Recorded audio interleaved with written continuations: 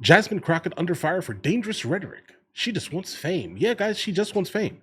The majority of the things that she says exclusively for shock value, right? And clicks, and her name being mentioned on the news and selling newspapers, if that's a thing anymore. But you get what I'm saying. Hopefully, guys, that's all she speaks for. It seems, guys. But all right, let's jump into it. To say suggestion via Discord. Critics are once again calling out Democratic Congresswoman Jasmine Crockett. What did she say now? Her questionable comments. Here's what she told college graduates during a commencement speech. A commencement speech. Children's futures, right? Okay. This was over the weekend. There are people that are going to tell you that there is not a table in which there is a seat for you. But I am here to remind you of Montgomery and those folding chairs. Let me tell you that we know how to use a chair, whether we pulling it up or we doing something else with it. Okay, so basically what she's saying here, let me go ahead and translate this nonsense. If you don't let me in, I'm gonna force my way in with some type of violence. We know how to use a chair. Obviously referring to that altercation, right? That also could be referring to like many years ago, civil rights era, Montgomery also with the chairs, right? But all right, let's continue. Now I'm watching the faces of the wise gentlemen behind her, and they are not flinching. I don't know if that landed the way she wanted it to. Even in a crowd she thought she controlled. It did. This isn't the first time Jasmine Crockett has been called out for her word choices. Last month, she used interesting, nasty language when describing President Trump in a post about former Vice President Kamala Harris's election loss. Here she is.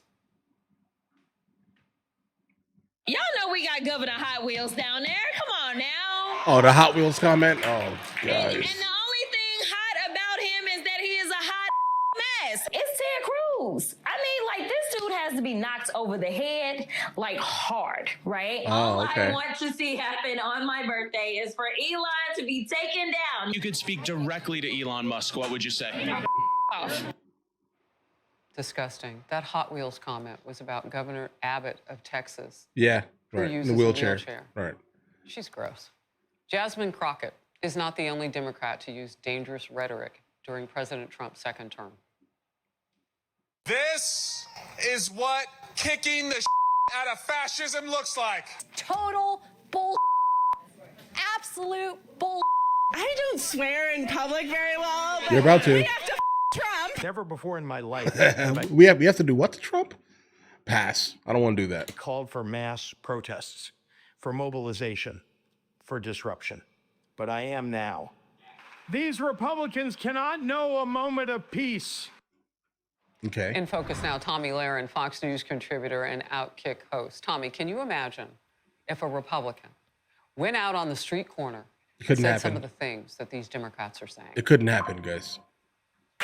Well, right, Harris, this is what they're doing because for them, it's working. It's not working to advance the interests of the American people or the Democrat Party, but it's working to advance their interest in being famous. The squeaky wheel gets the grease, and Jasmine Crockett really is the queen of that. Why would she stop, Harris? Why would she stop speaking like this, talking like this, saying those things? It's getting her on cable news. It's getting her on the late night shows. For her, this isn't about legislative priorities. Exactly what I said. I couldn't tell you one legislative position that Jasmine Crockett holds or what she's doing for the people of Texas, but I could tell you probably 5 or 10 of the most disgusting things that she has said, either on cable news or in her tweets or at a commencement address. This is working for her. They want fame more than they want to advance the interests of the American people, and that's why the Democrat Party is so lost right now. Well, look, the Republican who's running against her in her district in Texas next time around, Sheldon Daniels, has said you ought to take a look at her financials. He's not even worried about this sideshow that she's running. He's like, these are some baseline problems that voters need to know about. It's something I'm covering, I'm looking into. Meanwhile, Bill Belichick is reportedly sidelining his younger girlfriend to save his reputation. The two went viral for some interesting reasons during an interview last week. Girlfriend? Hold on. Never been too worried about what everybody else thinks. Just try to do what I feel like is best for me and what's right. How did you guys meet? Not talking about this. No? No. Jordan Hudson. This is the girlfriend right here. Oh, no. Like, listen, I have no problem with the concept of like an age gap, right? Not at all. What I mean by that is that, like, listen, if you're 24 years old and let's say you, I don't know, marry a 34-year-old or even like a 40-year-old, listen, do your thing, okay? But when it comes to whatever this is, what is it, 60 years? How old is this man? 100? How old is she?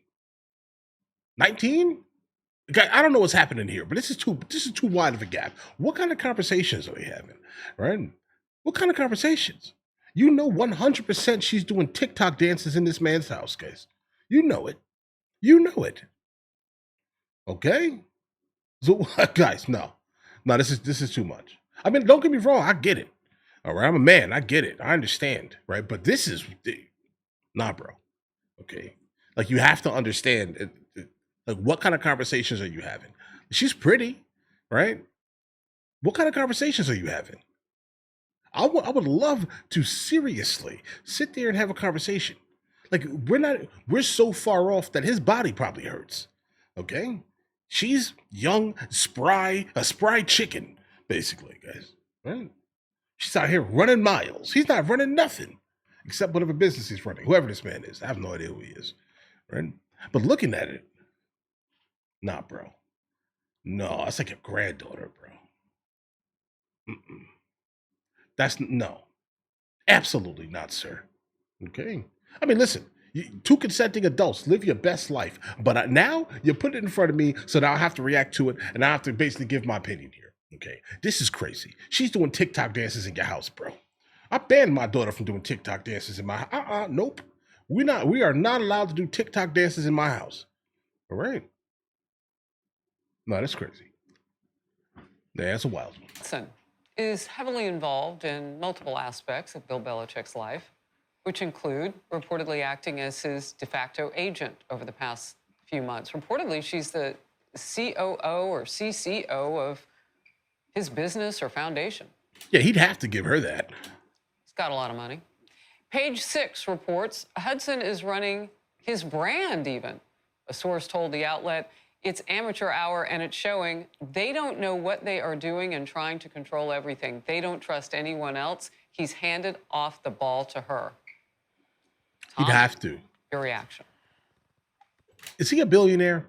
Let me know in the comments if this man's a billionaire. Because if so, when this man expires, she's about to be a billionaire. I mean, don't get me wrong here. I think that's like most of like the women billionaires on earth are that way. But the point is here, what's going on here? Oh, Harris, this is such a sad story because this is a legendary coach who's accomplished so much. A and now coach? this is what we're talking about. Not even talking about his book, talking about his 24-year-old girlfriend. 24. But Okay. when we talk about what's going on here, it sounds to me like Bill Belichick might be a love hostage. He's not the first person that's succumbed to maybe whatever this is, and he will not be the last. Right. But I'll tell you what, when we're talking about this... Oh, and her oh yeah. Oh yeah. Oh yeah. She saw him coming, bro. Pause. You get what I'm saying here. She saw him and she's like, listen, hold on. This is money. This is an older man, right? I'm a young spry chicken, right? Oh yeah. He's going to give me everything. If I never heard the term love hostage, but if that's the term that's being used, okay, that makes sense. Right? But he's getting, he's having the ability to basically live the rest of his life, let's say, with that. So, I mean, he's given his, I mean, that's a high class call, girl, guys. All disrespect intended, right? That's a high class one. Absolutely. Assuming so much control and this being all over the headlines. Harris, I can't help but think this is getting more attention than whoever was controlling President Joe Biden for 4 years. I mean, it is similar. Obviously, we don't know the capacity of either, but it's really interesting to me that people are all up in arms that a 24-year-old is controlling her boyfriend, but no one seemed to care about who is controlling the president and the leader of the free world. Very interesting, the coverage on both of these stories. Look, let them have love is what I say. Their relationship is one thing, but he works for a university now as a coach, and that reputation matters. So we'll see what happens next. What sport Nike is this? Is facing a lot of backlash following some recent scandals. One of the company's billboards in London has been removed over Holocaust comparisons. And it's also been more than 2 weeks since Outkick reported that Nike is allegedly funding a child transgender athlete study. Nike is still virtually silent on all of it. Women's activist wear brand XXXY Athletics shared this. What are you doing, Nike? Why are you funding research about how to impair young boys? We're challenging them to do the right thing and to challenge consumers to vote with their dollars. This is a brand that does not align with your values. Stop buying it. Congressman Burgess Owens posted, "The American people deserve answers. If this is true, it's not just wrong, it's pure evil. Time to speak up, Nike." Here's Outkick's Clay Travis. Yeah, it sounds like you're definitely litigating something that happened before this gigantic federal anti-DEI push. Let's not specifically do that, guys, right?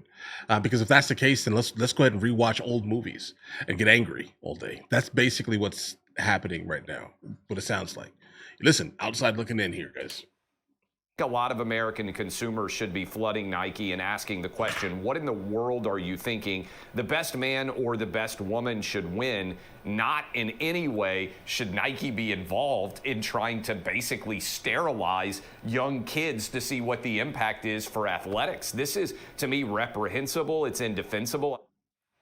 The most recent issues are just the latest in a string of Nike controversies dating back to 2019, and they include the alleged use of forced labor, abuse, and unfair treatment of their pregnant athletes. Yeah, Okay. Nike is a mess, Tommy. I mean, yeah, all of these corporations are a mess. Like, we can legitimately take a microscope to nearly every Fortune 500 company and be disgusted, because no one gets to that place without stepping on or messing with or taking advantage of, right? Like, all types of people around the world, guys, right? No one gets to that place without that.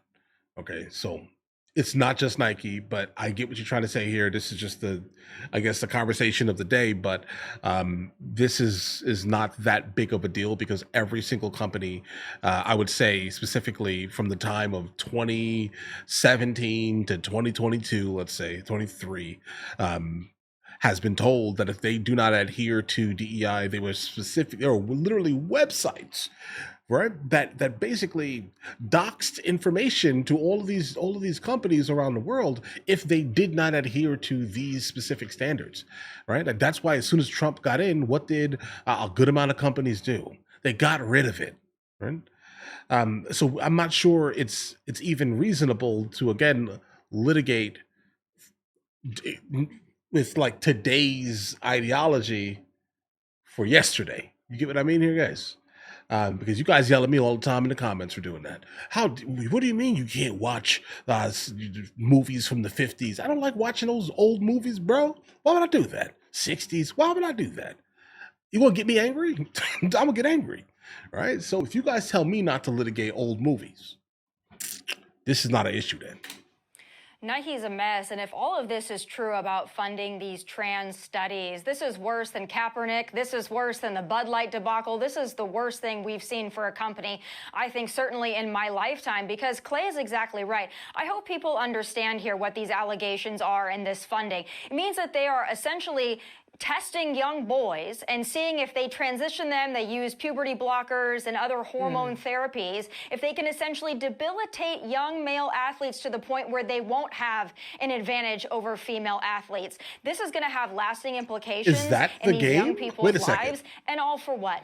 To try to normalize the trans athlete conversation and try to excuse or legitimize boys competing against girls. That's really what these studies are going towards. Nike needs to be honest. If they really do believe in this research, they need to be really honest and forthright about why they believe it. Tell your consumer, tell your customer, because nothing about this is okay. All right, guys. Think about it. In the United States of America, I cannot imagine them wanting to do that. And I'm also going to go ahead and forecast that the majority of the people that are backing that specific thing are probably coming from Europe. To be honest, they're probably coming from Europe or California, but mainly Europe. But either way, listen, guys, let me know in the comments what you guys think. You guys all have an absolutely amazing day. Enjoy your day thoroughly.